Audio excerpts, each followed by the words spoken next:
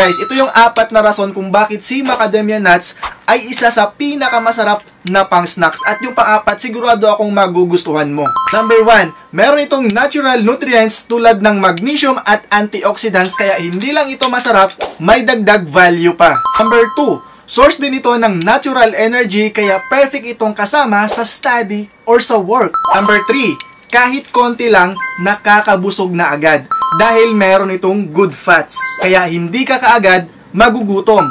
And number 4, ano nga ba ang lasa niya? Guys, ang lasa nito is creamy, buttery, at premium taste, guys. Kaya ibang level talaga sa regular snacks.